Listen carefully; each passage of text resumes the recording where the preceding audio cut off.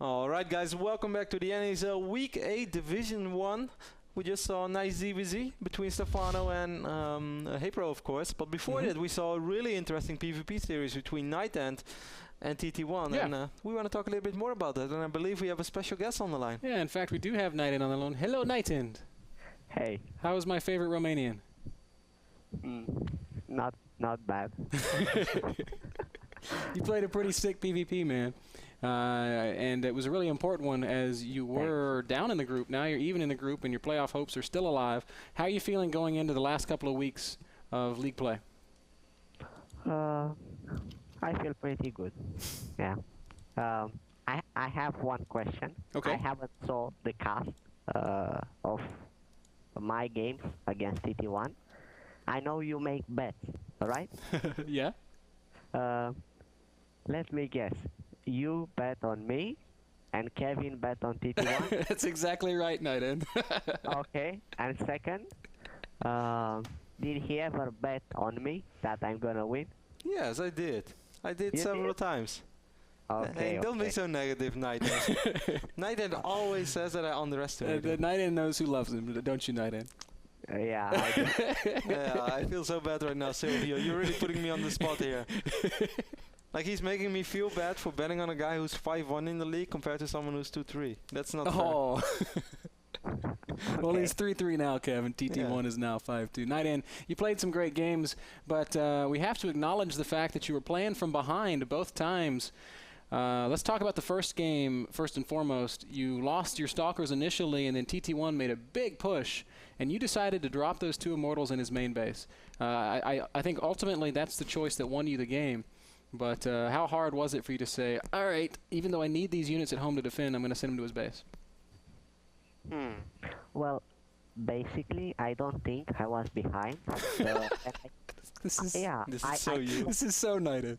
No. I can tell you why. Because when I saw he has robotics, I was sure he will go Colossus. Obviously, I know his style. So I opt for a War Prince with Immortals, and I knew if I drop him, I will make him fall behind. Okay.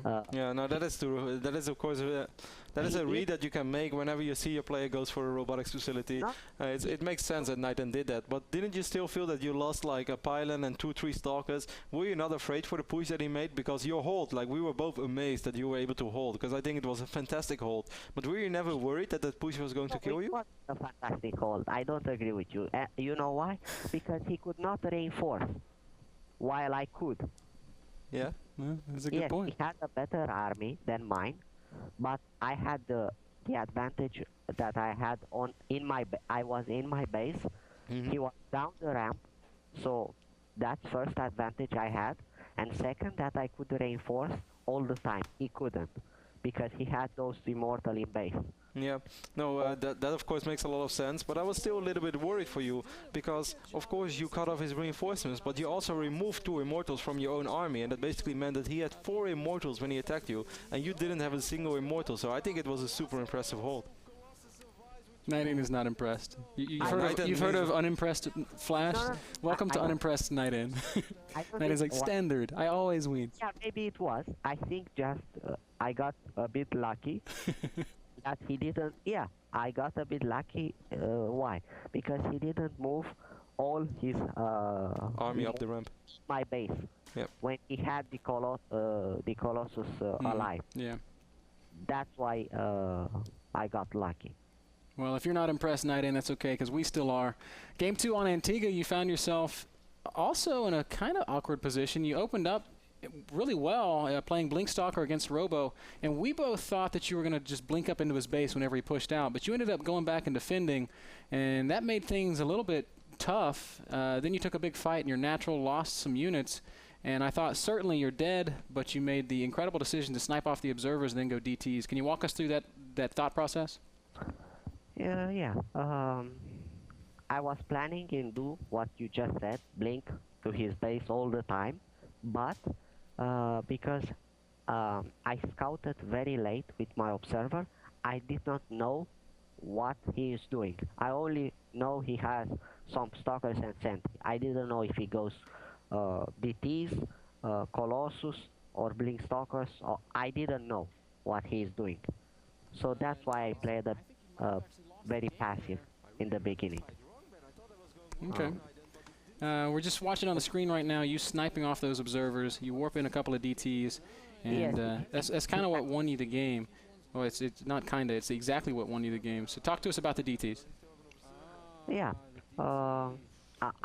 When I saw his army, that he has Colossus, Zealot Sentry, and Blink Stalkers, I knew I'm behind. I knew he had better army composition, so I had to do something. So I choose to go DTs and try to snipe his observers. I also counted on the fact that he might do a mistake and move his both observers close to my stalkers, which he did. If he would have kept like one observer with his army and the other one on a different control back, then that would have been a totally different story. Mm-hmm. Well, the way it played out was pretty spectacular. They were great wins, NightEnD. Congratulations. Next week, you have a pretty important game, and I'm going to tell you exactly who it is as soon as I find my page, unless Kevin beats me to it. Stefano. NightEnD versus Stefano next week. Holy smokes. That's going to be tough. What do you have planned for Stefano? Kevin, what's your bet? What? Did he say, Kevin, what's your bet? Yeah. I don't know yet, Stefano. I don't know yet, NightEnD. I'm going to think about it all week. But you know, I bet against you on Wang Xin and you let me down. Okay, I was just joking. Yeah, you hurt my feelings, man. This makes me really sad. Well, I mean, NightEnD, you're never a player that lacks for confidence. So are you going to be able to take out Stefano? It's a must-win game for you. I hope so. All right. He's obviously the better player. Yeah. No. No. We're not going to say that. But right now, he's kind of on top of the scene. So, well, I hope to see a spectacular game. If it's anything like your games today, I'm sure there will be. NightEnD, would you like any shout-outs? Say anything to your team, your sponsors, your friends and family? This is your chance to kind of own the mic. Okay. Thank to my fans for support. My sponsors, MSI Red Gold Steel Series Ace of Gunner, and thanks Kevin for betting on me. NightEnD. Thank you very much, man. Thanks for being on the show. See you, buddy. And congratulations. Oh, I love NightEnD. I really love NightEnD. I think I still deserve this. Once upon a time, I was trolling NightEnD a lot, and since then, he's always been taking shots back at me, so I guess I deserve it. The only thing I wanted at Home Story Cup was to cast a game with NightEnD, and I didn't get to do it. Maybe at Home Story Cup 5.